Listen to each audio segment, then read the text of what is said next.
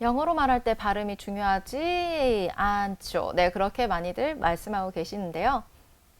어쩌면 실생활에선 그럴 수도 있어요. 하지만 IELTS는 여러분 시험입니다.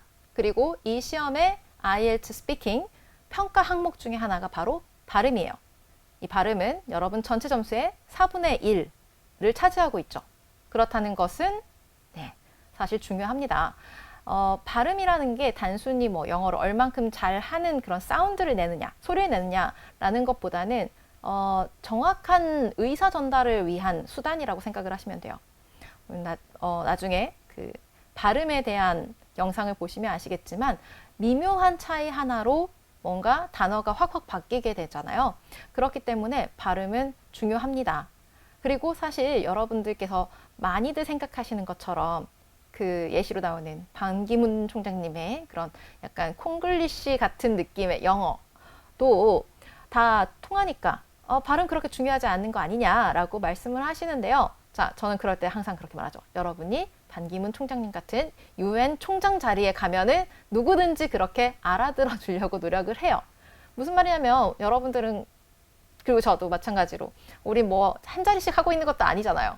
그러면은 우린 그냥 평범한 사람일 뿐이고 그러려면은 발음이라도 좀 정확해야지 우리랑 놀아주지 않을까요? 그렇기도 하고 사실 실제로 이론상도 아니고 실제로 발음이 여러분의 사실 많은 것들을 첫인상의 많은 것들을 결정을 한대요.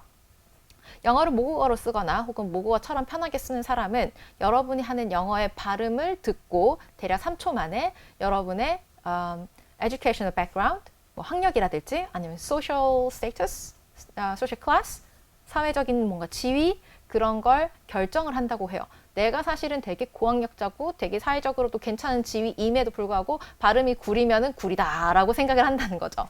그래서 실제 생활에서도 사실 발음은 꽤나 중요하고요. IELTS에서도 중요합니다.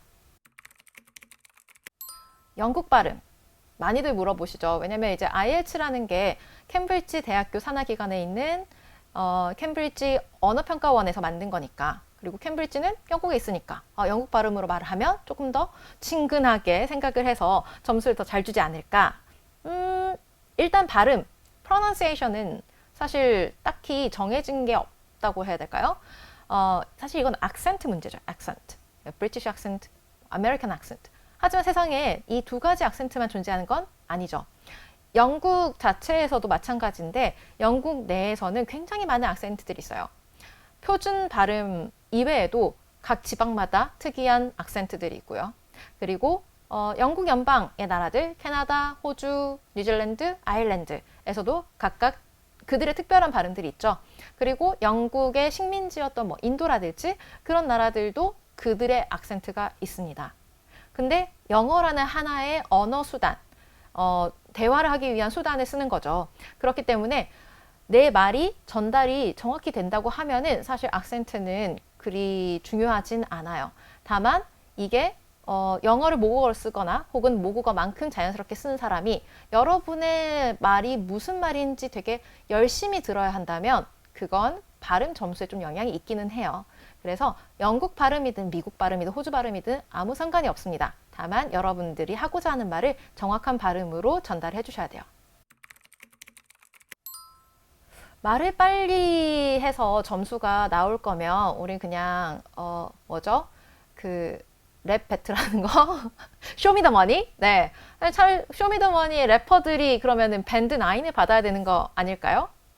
말을 빨리 하는 건 사실 중요하지 않습니다. 물론 한국에서는 뭔가 영어로 빨리 말하는 사람이 영어를 잘한다라는 인식이 좀 있기는 해요. 그래서 굉장히 급하게 말하십니다. 하지만 어디에도 말을 빨리 해야지 점수가 뭐 높게 나온다라는 채점 기준은 없어요. 근데요, 물론 이게 말의 빠르기라기보다는 분당 속도, 분당 말하는 단어 수가 중요해요. 물론 이것도 빠르기랑 연결이 되긴 하는데요. 생각처럼 그렇게 빠르지는 않습니다. 영어를 모국어로 쓰는 나라들의 앵커들은 분당 뭐 최고 200자까지 말을 한다고 해요. 그러나 우리는 앵커가 아니고 그냥 이제 영어 수험자, 예비 수험자들이잖아요. 7 이상 Advanced English users 같은 경우에는 보통 분당 100자 정도의 속도, 100자 조금 넘어도 상관없고요. 그런 속도로 말을 한다고 하는데 실제 여러분께서 그 100자의 단어를 1분당 1분 안에 읽어보려고 하면은 생각보다 그렇게 빠른 속도는 아닐 거예요. 그래서 말을 빨리 해야 하나요? 아니요. 그렇지 않아도 됩니다. 대신 정확하게 전달해 주시면 돼요. 이디엄 많이 써야지 스피킹 7이 나온다. 라는 말 많이 들으셨을 거예요. 이제 그런 말을 들었을 때 가장 궁금한 건 도대체 그럼 나 몇 개를 써야 되냐? 라고 많이 궁금해 하십니다. 이디엄 사실 뭐 중요해요. 중요할 수 있습니다. 그러나 무조건은 아니에요. 이디엄은 사실 생긴 것과 좀 다른 뜻을 가지고 있는 표현들이라고 생각하시면 돼요. 뭐 예를 들면 a piece of cake. 한국말로 바꾸면은 누워서 떡 먹기. 근데 아니 이게 어딜 봐서 떡이 있고 눕고 막 그러잖아요. piece of cake이 그만큼 쉬운 일이란 뜻이잖아요. 그래서 이 보여지는 어휘를 직역해서는 그 뜻을 알 수 없는 게 이디엄인데 이런 것들이 일상생활 대화에서 굉장히 자주 나온다는 거죠. IELTS 스피킹은 이 수험자가 얼마나 영어를 자연스럽게 혹은 자연스러운 영어를 쓰는가를 채점한다고 생각하시면 돼요. 전체적으로 원어민 기준으로 봤을 때 어느 정도인지를 채점을 하는 건데 원어민들이 쓰는 표현을 쓴다는 것, 그게 바로 이디엄이라는 거죠. 그래서 7 이상이 좀 영어를 자연스럽게 쓰는 그 점수대인데 그러다 보니까 이디엄을 써야 한다라는 그런 기준이 있는 것처럼 보이는 거예요. 그래서 이디엄이라는 걸 안 써도 사실은 점수가 7 나옵니다. 다만 이 이디엄이라는 것은 좀 넓은 범주로 보면은 콜로케이션 안에 들어가 있을 수 있어요. 그래서 콜로케이션 혹은 이제 우리가 좀 더 쉽게 하면은 뭐 구라고 하죠. 동사구, 전치사구, 명사구 이런 것들을 얼마나 자연스럽게 엮어져 있는 표현을 쓰는지를 좀 더 집중적으로 보시는 게 스피킹뿐만 아니라 라이팅에도 도움이 됩니다. 그래서 이디엄 많이 써야지 7이 나온다? 그건 아니에요. 하지만 자연스러운 영어를 위해서는 적당히 써야 됩니다. 스피킹 채점관이 자꾸 말을 끊어서 상처받은 분들이 참 많은데요. 여러분 사실 그렇게 상처를 받거나 슬퍼하실 그런 일이 아니에요. 스피킹 채점관이 여러분의 말을 끊는 것은 원래 그렇습니다. 일단 먼저 알아두실 게 스피킹 시험은 제한 시간이 존재를 합니다. 최소 11분에서 최대 14분. 네, 1, 2, 3를 파트 1, 2, 3를 다 수행을 해야 되거든요. 그러다 보니까 시간이 없어요.